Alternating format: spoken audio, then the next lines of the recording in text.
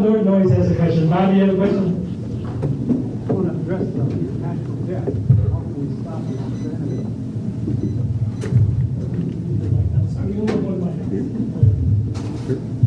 Well, first of all, I told you it was a tough act to follow. Reid's piece of legislation, cut, cap, and balance was certainly one of the ways of doing it. I've always said this is a two-step process. And the first thing, and by the way, this is an argument we can win. American people actually do understand it. They feel that crushing burden of debt. They understand we need to control all of us. And so what cut, cap, and balance did is it actually cut some spending, then it capped it statutorily, put in a statutory cap. It would limit spending to a certain percentage of GDP. It just ramped its way down, give ourselves 10 or 12 years to get that done. And then it did call for a constitutional amendment. We did throw in a balanced budget amendment. My own preference is just for a spending limitation amendment. But we have to institute those hard spending caps, that control, that fiscal discipline first. That's our home field advantage. American people will support us. We have to fight that battle. We got to win that battle before literally we have to go on the Democrats' home field advantage, which is going to be specific cuts. But we have to force them to come to the table and negotiate in good faith. So that'd be my solution. You get out of debt the way you get in. It's over time, and you get out of it with a strategy to get out of it.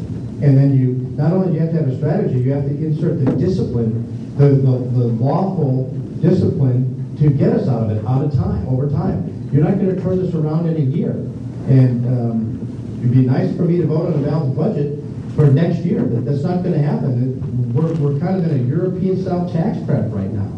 And that debt keeps going up. We've got a problem. And the only way you're going to get it down is if you're willing to cut spending systematically, incrementally, over time, as Ron said, as a percent of GDP. Right now, the government's consuming nearly one quarter of all the nation's production. Healthcare is consuming 1/5. And 45%, nearly half of our entire nation's GDP in two areas of our economy. And the government is consuming way, way, way too much. And we're going to get it down, and you do it with discipline over time. And what that's going to require is discipline from all of you to make sure that we hold the House and that we get the Senate. I'm in a unique position that I know a lot of business people up north. And we found out that with the unemployment is going on its third year of extension for unemployment. And they have said to me, Roxanne, what is being done to stop unemployment extension? Because once you stop that, people will get jobs. We have people in places, a lot of people work, but we can't find them because they're getting unemployment benefits that pay them. Yeah, what we did is we actually, during the whole payroll tax extension, what we did on the House side is we also did a doc fix so that we weren't going to be losing doctors that are servicing Medicaid, but we also did fixes to unemployment, historical fixes, by the way. In this case, we reduced weeks from 99 to 63 as a step to peel it back by a third, and then we also allowed states, we did what's called devolution. We put the authority back to the state to establish their own rules. For example, if you came to my working company and applied for work, and I said, yeah, I like this guy, I'm going to go ahead and hire him. The first thing you have to do is pass a pre-employment drug screen. I'm going to require you to pass that. Now, if you're receiving unemployment and you can't pass a drug test, I'm not going to hire you because you're not eligible to be hired. If you're not eligible to be hired, you should not be eligible to receive unemployment.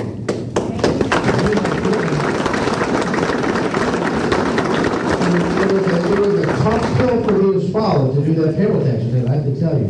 But because we were giving the states that right for the first time ever, I was willing. Remember I said not every bill's perfect? I was willing to make that change because I felt that was so significant in employment opportunity going forward. Let me just confirm what Reid's saying about not being able to vote on perfect bills. I mean, basically, to get one thing good, you got to vote for about 10 things that are bad. That's unfortunately the nature of the beast. So certainly one of the reforms I like to enact is basically single-issue bills. That's something the American people would really support. The Senate is by far the worst at it. These guys play games with them. It's unbelievable. Let me just tell just one story, confirming your premise that extending unemployment benefits extends unemployment. I was down in Fond du Lac, and there was a painting contractor came up to me and just begged me not to increase or extend unemployment benefits because he told me a story. He said, listen, it's been tough for me, but I finally got 2 big jobs and I went to hire back my crews, and to a person, they're very upfront and said, well, just can't afford to do it. You tell unemployment benefits right now doesn't pay for us to come back to work. To add insult to injury, he lost the jobs because his crew members did the painting work for cash. That's just a hard reality. That's actually what happens. Those are the unintended consequences of our good intentions, trying to help people. I think we all want to help people. We're a very compassionate society. But when government gets so involved, just about everything government does has a very serious unintended consequence, which by and large, the reason, what we have to do is we got to get government out of our lives. Yeah, please speak up because we only have one. Yeah. Thanks. I think I can get long enough. Yeah, I think you can do that. I would like to thank both of you gentlemen for your service. Not as a congressman and a senator, but as small business. You two have both said that to me, and a number of other people have said that. Small business people are the backbone of this country. And in that sense, keep up the work of trying to help those people take back their companies, just what you just talked about. And all you other small business people, thank you for your service to this country. And as I told one small business people, I had a lot of fun in 25 years in the military. I got to kill people and blow up things. You people had to make this country. And you do. So thank you.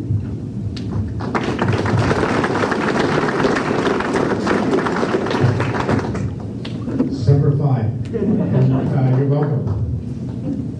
I'll let you have a longer answer. It is jaw-dropping how this administration, the mindset of how they do crush small businesses.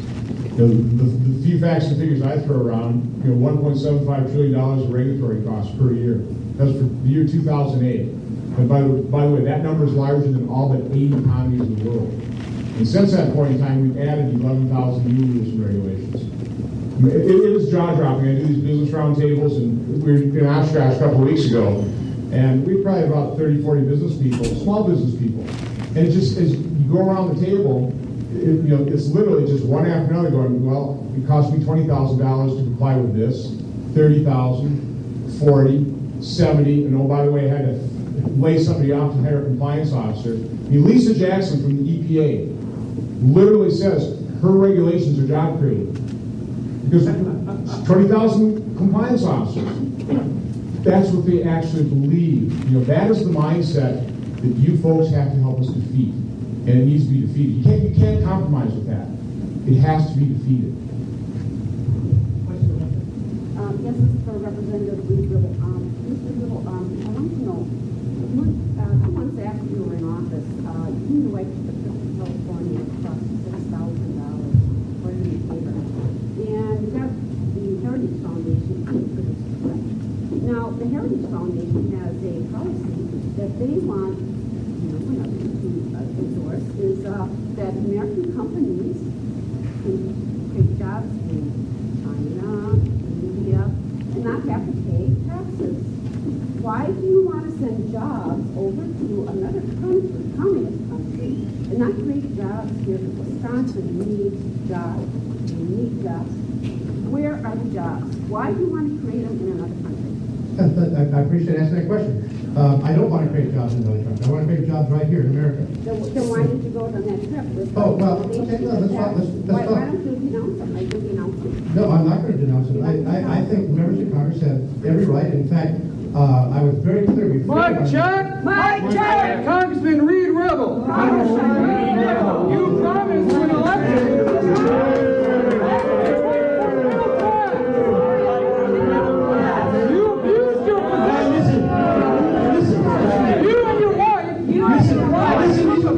Thank you people right here to listen to the congressman and senators, okay? Now, you're willing to stay and be quiet and listen or you're going to Which doesn't agree. That U.S. companies pay taxes when making money. Making money in places like China. Places like China. We need jobs. We need jobs. We need tax relief. We need tax relief. Our country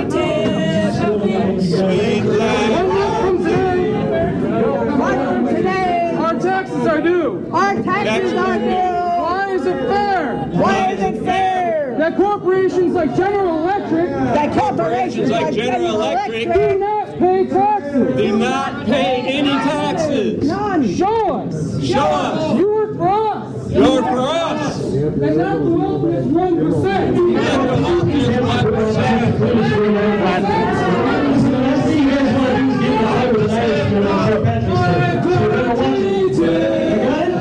So get out of here. Thank you. Now, if we have a serious question, we'd like to go to Mr. Hutchins. I got a question for you. Thank you very much. I got a question. Eric Holder, Fast and Furious. What's up with that guy? We'll talk to that. Just one quick second. I'll come right back to it. I'll answer you. Just 1 second.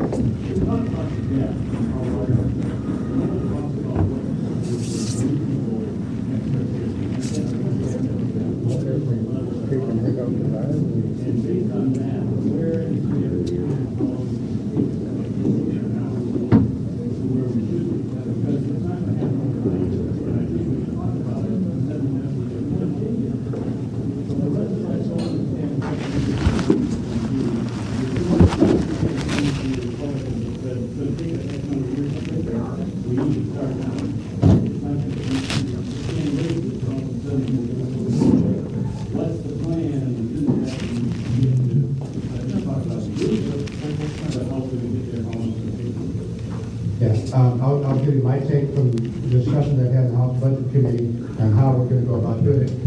One step is what we talked about earlier, where you put statutory caps on spending as a percentage of GDP, lowering it by, if you did it by 0.5% each year over a decade, you would bring yourself back into structural balance. Once you get the structural balance, you can begin to reduce the debt. But that even at that trajectory is a decade before you get to balance. The House passed budget last year. It took like 30 years before we actually got to structural balance. And so what we have right now is 10,000 Americans each day retire. These folks that wrote upset at me a moment ago, they want to make sure that Medicare is preserved and protected. But they deny the fact that the president's own caps on Medicare actually would destroy the program. And it goes bankrupt in 2022. So if we're going to protect these vital social safety nets that have been in place and meet the promises that you expected to be there during your working years, it's going to take some time. But like I mentioned in my comments, we have to do it with discipline over time, and it's going to take some time. And there are two Republican plans out there. You have the Ryan budget. There'll be another Ryan budget here, which I think both. I even know Paul Ryan isn't satisfied with how quickly that balances. Then cut cap and balance did have, again, it just declined over time period. What percentage of GDP was allowable for spending? What that does is it forces the other side of the table to negotiate in good faith, which they don't do. They don't even acknowledge the problem. So until you can get. It's a political process. That's why I always keep saying we have to inform, we have to persuade, we have to win the argument. And until you get those structural caps in place, and again, the cut cap and balance is pretty reasonable because it slowly declines spending as a percentage of GDP over about 10 years. But once you have that control in place, that people can't weasel around. So I always say, in the end, you need a constitutional amendment because almost any statute can, no Congress can buy a future Congress. It's just through political pressure. So, but until you get the other side to come to the table and start acknowledging the problem, start working with you in good faith, it is jaw-dropping. Think about it. This president now has had 4 cracks at the apple here. 4 budgets. He's yet to put a proposal to save Social Security or Medicare. He simply hasn't. I know he says he's for the grand bargain. I'm sure it's grand. It's probably a really good bargain, but what is it? It's nothing. He has done nothing. It's all smoke and mirrors. So you have to create that discipline to force the other side to come to the table. And we don't have that yet. I hate to depress you, but we simply don't have that yet. That's why 2012 is incredibly important. But the metric really is debt to GDP level. And we do know right now where our debt is greater than the size of our economy. That's 100%. And there's been noted economists written books that when you hit 90% GDP, you're already in the zone where it's going to be very difficult to grow your way out of it. You're already affecting economic growth. These guys say it's about by 1% a year. We're European-style socialism. We're at that level. And you have higher structural unemployment, you have lower growth rates as a result. So we've got to start targeting our debt to GDP ratio, and I would argue our size of government in relationship to GDP. We're combined with state and local government, we're at 40%. Norway's at 40%. Greece is at 47%. France is at 53%. We're at that lower level of European-style socialism. And what's baffling to me is we understand that the Soviet Union didn't work. Venezuela's a basket case, and anybody vacation in the island paradise of Cuba. I have no idea why these guys are pushing us in that direction, other than they want to control our lives. I don't know why. And that's, to me, those are the important metrics.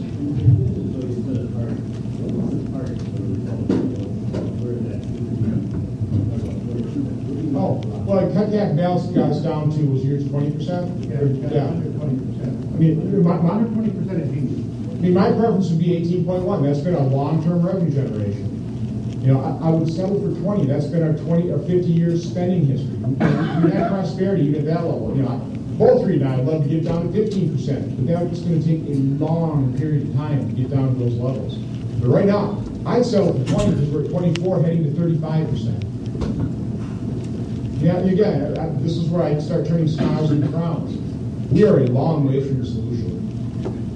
But it's because the other side doesn't even acknowledge the problem. They're not working with us in good faith. They're just playing politics. I mean, it's pretty simple to sit up there as President of the United States and say, listen, I know we got a debt solution. I'm working hard, and all I'm asking is just for a little balance. Let's make the rich pay their fair share. Like that's going to solve the problem. And it doesn't. What's going to solve the problem is the seriousness and purpose, recognizing, acknowledging that it is Medicare primarily.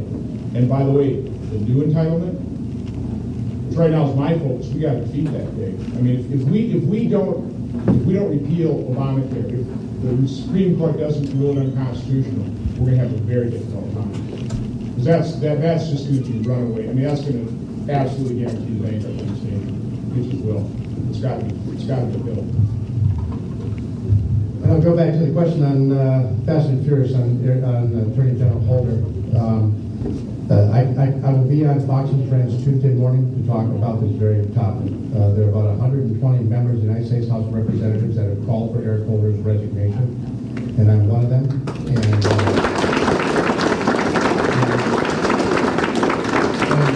I just think it'd be just helpful for me to just make one quick comment about the group that just left. Now, they followed me around everywhere I go. It's not a good problem. So take care of you. But they care just like you and I care. But you see the philosophical divide that we're facing. And they're so far to the left, but they can't see the forest for the trees, quite frankly. The fact is, it's their guy in the White House. They're control the Senate. And for before I got there, they had vote changes. Our unemployment's where it is because their policies have been an utter failure. We're trying to fix it, and we're going to continue to try to fix it. I appreciate them standing up. That's the American way. It's okay for them to stand up. They can disrupt the meeting. You guys can stop it or not. It's up to you. But the reality is we've got work to do, folks. We've got work to do. There is a clear chasm in this country to divide. Yeah, John. Reid, point one thing out to you. They didn't raise their hand when you asked if the country was heading in a better direction. No, they got their hand out too. Keep doing what you're doing. Don't let it bother you. Yeah.